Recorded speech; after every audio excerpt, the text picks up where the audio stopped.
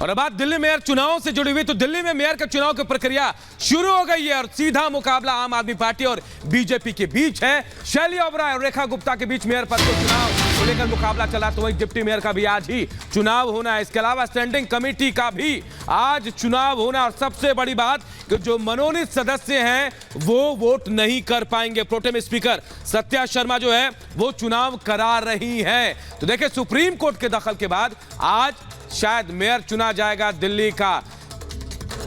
बिल्कुल, और तस्वीरें हम लगातार दिखा रहे हैं। चप्पे चप्पे पर रिपब्लिक भारत की जो एक बड़ी टीम है वो इस वक्त तैनात हैं। हमारे तमाम सहयोगी, हमारे तमाम रिपोर्टर्स इस वक्त मौजूद हैं। लेकिन इस वक्त हम सीधे रुख करेंगे हमारी सहयोगी सुजाता का। सुजाता इस वक्त नजर बनाए हुए हैं। तमाम सहयोगी और बाकी सहयोगियों को भी आप देख रहे हैं, उनका भी रुख करेंगे। लेकिन पहले सुजाता का हम रुख करते हैं। सुजाता, अभी थोड़ी देर पहले आप रेखा गुप्ता से बात कर रही थी, वो कह रही थी कि वो जो पॉइंट्स थे उन पर जो भी कंफ्यूजन थी या जो भी संशय था वो अब दूर हो चुका है। तो ये माना जा रहा है कि आज वैसी स्थिति देखने को नहीं मिलेगी। तो कितनी देर में माना जाए कि ये वोटिंग शुरू होने वाली है या हो चुकी है प्रक्रिया शुरू?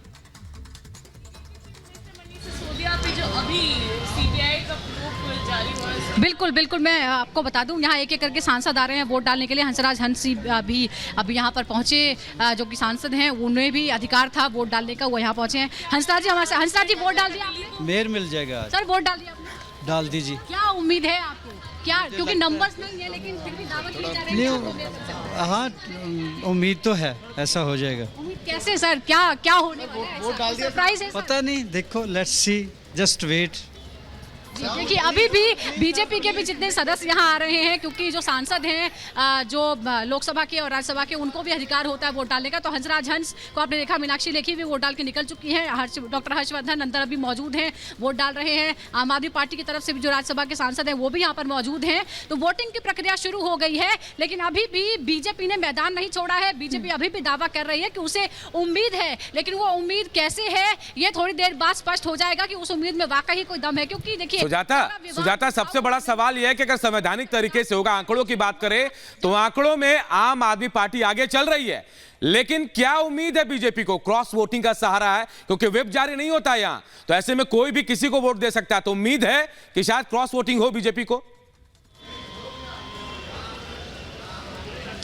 अब देखिए, जो बीजेपी दावा कर रही है कि उसका मेयर बन सकता है, तो एक ही जो विकल्प है वो ये हो सकता है कि यहाँ क्रॉस वोटिंग हो। लेकिन क्या वो वाकई उस दावे में कोई दम है? क्योंकि हमने ये भी कोशिश की कि वो जरा बताए कि क्या किसी के संपर्क में भी है, हालांकि कोई ये बोलने को तो तैयार नहीं है।